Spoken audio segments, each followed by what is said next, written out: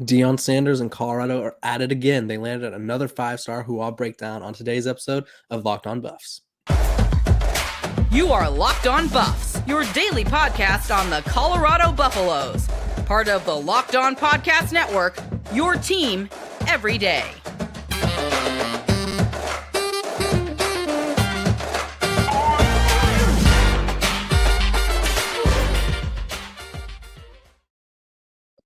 What is up, everybody? This is Locked On Buffs. I am your host, Kevin Borba. Today, we're going to be talking about Colorado's latest transfer portal addition, a big-bodied five-star from Washington, Sav'ell Smalls. We're going to talk about Coach Prime being called ruthless. There was an article written up about him and his methods, and I want to dive back into that and kind of shut down the notions again, because I feel like this is a frequent – there we go. Let me get a little more centered. I feel like this is a frequent discussion that we're having when in reality, we all know why it's happening.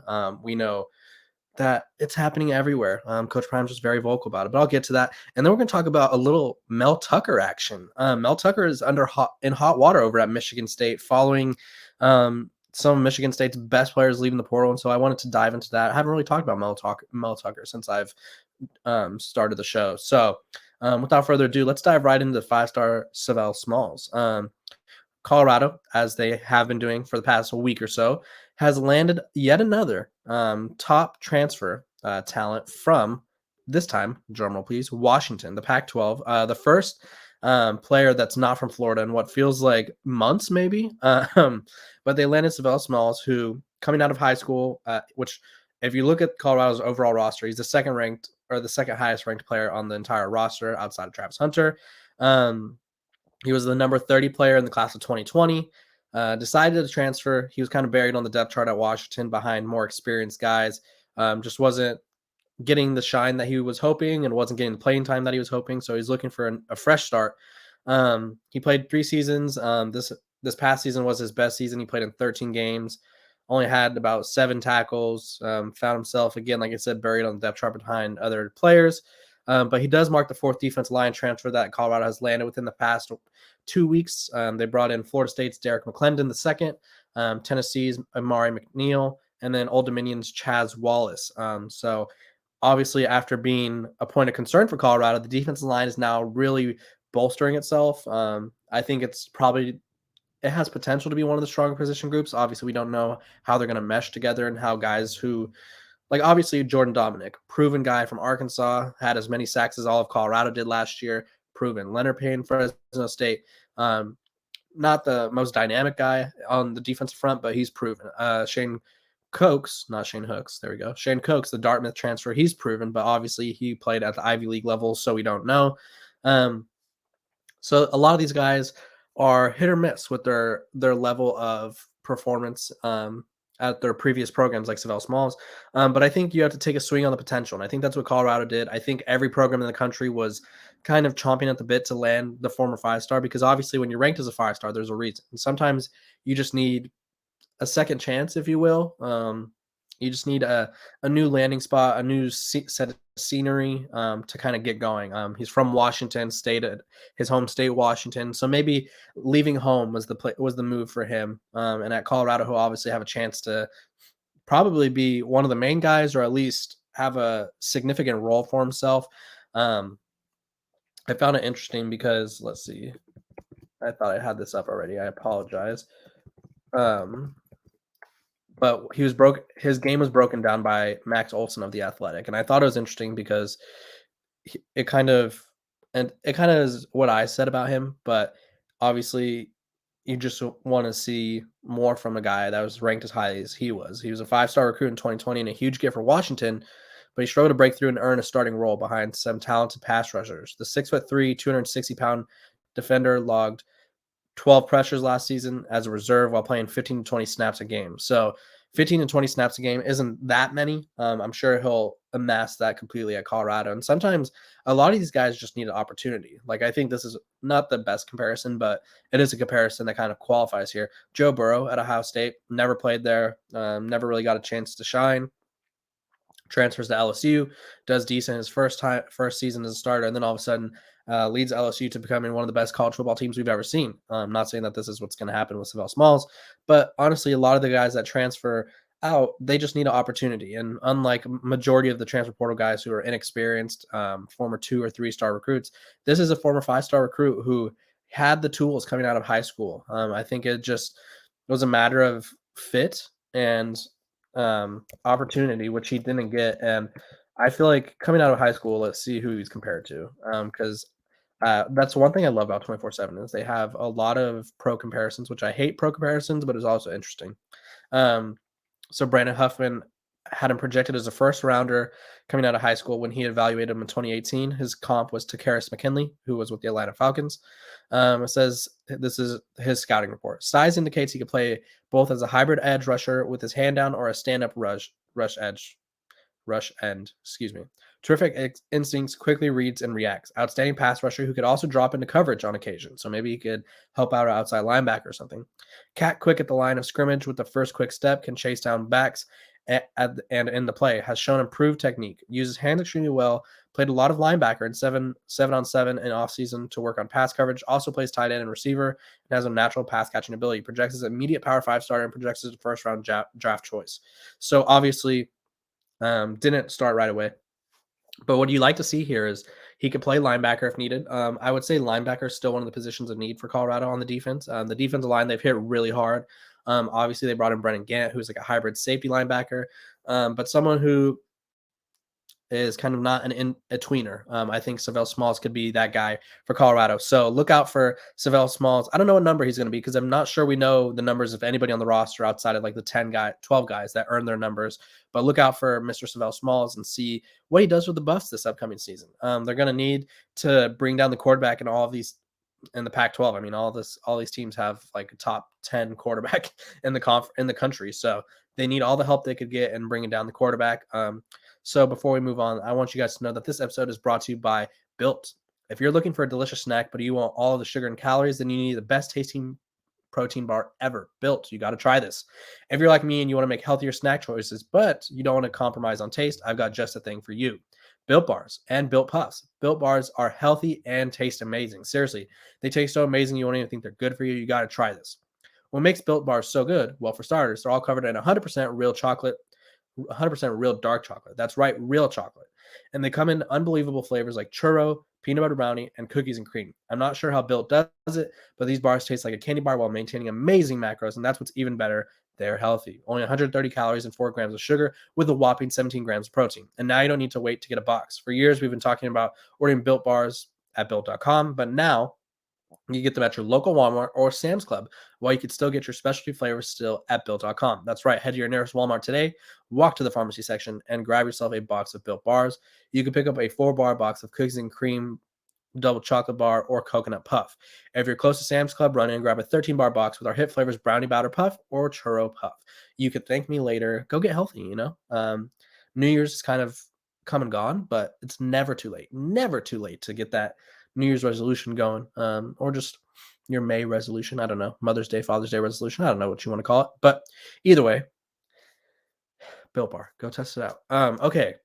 Coach Prime was called ruthless in an article by what's this guy's name? Blake Toppemeyer, the USA Today Network. He kind of went on a little tangent here about, I think people are still recovering from the mass transfers that Colorado had, just because I don't think they expected Coach Prime and company to get rid of 53 players. But here's what he said. I'm going to read parts of it, and then we'll talk about it as we do.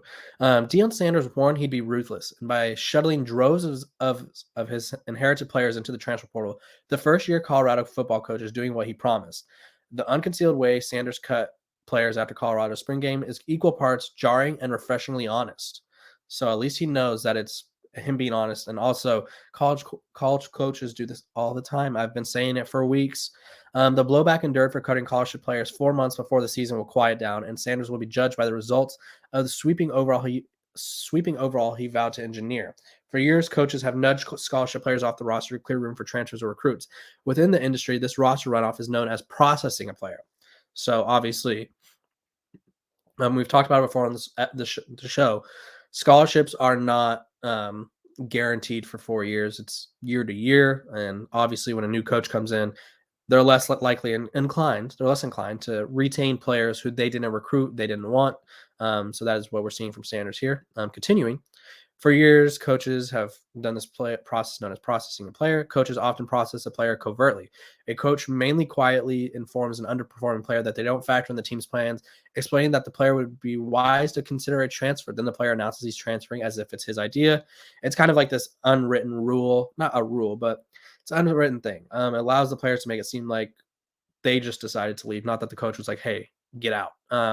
Because then they seem more valuable, and it also saves some face, saves some feelings, that player that got processed stays quiet. This allows the coach to avoid public backfire, while the player maintains the ruse that he's transferring on his own choice. Coach Prime doesn't do understated, though. He's not sheepish. He welcomes the attention to his roster purge. Sanders, shortly after Colorado hired him from Jackson State, declared he was bringing his own luggage. And of course, we all know it was Louis. He said that many times, and we all are familiar. If the metaphor doesn't register, he planned to clean house. For those of you that didn't get it, he said, those of you that we don't run off, we're going to try and make you quit. He told his team in December. Now he's cut many of those who didn't quit, which honestly, I think when he said he wanted to make them quit, I think he just wanted to see if they were battle tested or mentally tough, or how serious they were about playing for him. And obviously the guys that left, for the most part, some of them were implied to or implored to left, while others decided to leave just because they didn't want to play for him, just because they could see where the direction the team was going, and they could see that they didn't fit in it. It's not Coach Prime's fault. It's not their fault. It's just they didn't mesh. So Sanders stripped bare the phony facade. Wow, interesting wording right there. That was just a tough read. Bare the phony facade of amateurism to reveal what most players knew to be true. College football is a big business. That's what I've been saying. It's a job, we understood. Latoya Smith told USA Today Sports her son Xavier was among the players culled. So did Sanders afford his inherited players a fair shake? Probably not. Some of the cut players or the parents painted a picture of Sanders favoring players he brought in. That Sanders didn't bother to get to know the players he inherited. This is the part that I kind of struggle with, because, I mean, obviously you want these kids to all get a fair shot. But again, this isn't like rec league. This isn't participation trophy time. This is Coach Prime has a job. These players have a job. They're all worth money. Obviously, some more than others, but everybody has a job to do. And Coach Prime's job is to win games at Colorado, which is something that hasn't been done in a while. So he doesn't have time to be like, listen, Kevin, I really enjoyed meeting you. I think you're funny. I think your haircut's nice. Thank you, Coach Prime. I think your haircut's nice. I think you have potential, but I really need to see you work some more, and we'll try to develop this. No, he inherited a 111 roster. The roster was full of guys who underperformed, were maybe over recruited by certain programs, and they just honestly didn't fit his scheme, and that's okay. But I think people need to stop acting like he was expected to inherit and just foster all these guys. He did the same thing at Jackson State. He added tons of players.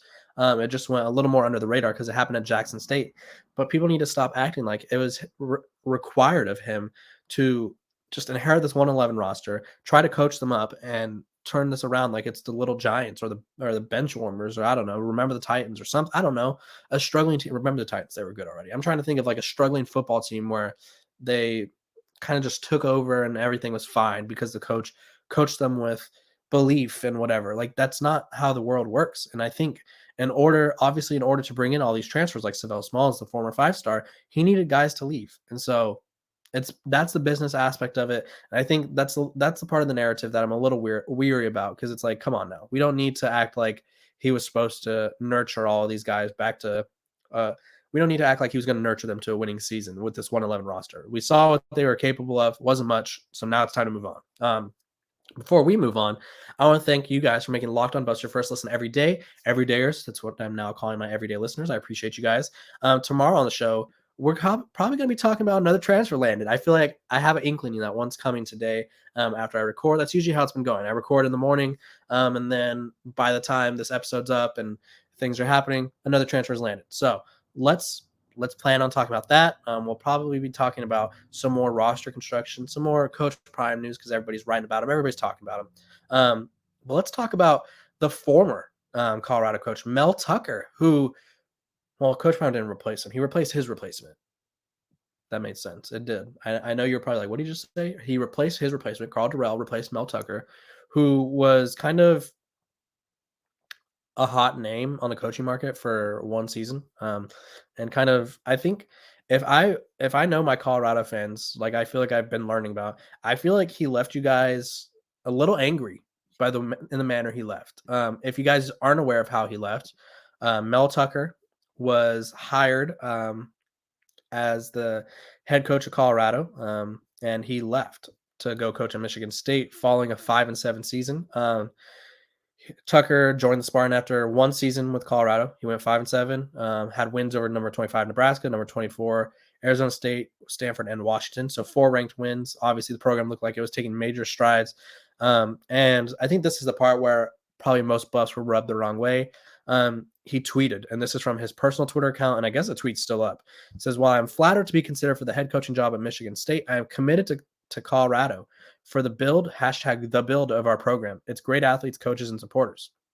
And then after turning that down, Michigan State came back with an offer that doubled the coaching salary, as well as to invest more in strength and conditioning. And he doubled Tucker's salary at Colorado, which was around 2.7. And so obviously he was making much more than that over at Michigan State. But now he's in some hot water because Michigan State is on the struggle bus. He went 2-5, or 2-4, I believe, his first year. And then had an 11-win season, and then struggled this past season. So let me pull this up because I had it up, but here we are. I have so many tabs open because I want to make sure I have all the proper information for you guys. And I right here, 2-5, his first season, which Michigan State inherited a tough situation, I guess you could say. 11-2 the next season, which he was the one that kind of brought in all the transfers, and it was like, oh, look, the transfer portal works. You could turn your team around. Then 5-7 this past season. And he was, after the 11-2 season, he was given a raise. But now he's on the hot seat. And he saw his starting quarterback and his best wide receiver enter the transfer portal. So not great. He makes $9.5 million per year, which obviously has him as one of the higher paid coaches in college football. But now he's on the hot seat. People are calling for his job. And this one tweet says, "I really hope Kenneth Walker has a long and fruitful NFL career because it's absolutely not fair that he's on the hook to pay taxes for the nearly 9-figure gift he gave to Mel Tucker, the running back at Michigan State that kind of should have been a Heisman finalist but wasn't." But yeah, honestly, I think this is a not typical, but I think this is a case of you paid someone too soon, too much, because of one season, and now he's struggling. Michigan State, they lost some key players to the transfer portal. The Big Ten is going to be it's going to be as tough as ever. Excuse me. They have Michigan on their schedule, who Michigan is coming off 2 back-to-back playoff appearances. They returned like everyone, not everyone, but they returned a lot of key pieces. Ohio State lost C.J. Stroud, but they arguably have one of the best receiver cores in college football history incoming. And then they're always just good, so that doesn't help. Iowa, they're always a really good defense, and now they have a competent quarterback in Cade McNamara. Purdue, they have Hudson Card, and Illinois was good last year. So the Big Ten's going to be stout. And looking at their schedule, not to make this about a Michigan State pod, but let's see, Michigan State schedule. They have to play. Oh wow, this is not good for Mel Tucker if he doesn't, unless he has a talented quarterback waiting in the wings. This is not ideal. Let me tell you, because they have to play Washington, who beat them handily last year. Iowa. They also have, Nebraska, who should be improved. Maryland, who's going to be decent. Ohio State and Penn State and Michigan. So they have a tough schedule.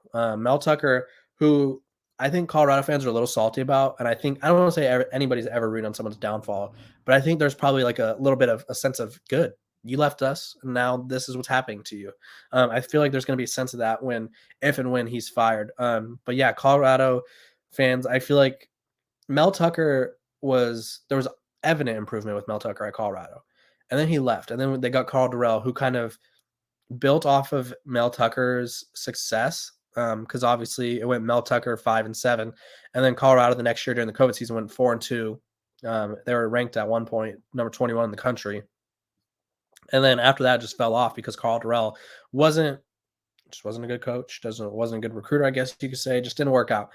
So I feel like there's still some animosity towards Mel Tucker. And now sometimes the pastures aren't always greener on the other side, and Mel Tucker might be experiencing that. But what I hope you guys aren't experiencing is that Locked On Buffs being your favorite. I hope you're experiencing this. Not. I hope Locked On Buffs has become your favorite podcast. We're available every day. We're free wherever you get your podcast. I want to thank you guys for tuning in, and I want to thank you guys for sharing. I love to see that subscriber count grow. Love to see the comments grow. But yes, we talked today to recap. Coach Prime in Colorado add another top transfer. I'm sure they'll continue to add more because they have probably now 20-ish roster spots open.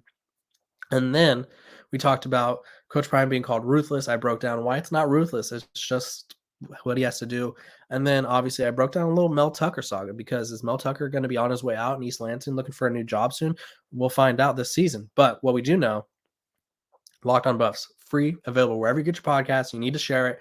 We're going to be having some great guests coming up. So yeah, thank you guys for tuning in. I appreciate you guys, and have a great Wednesday. I will see you guys tomorrow.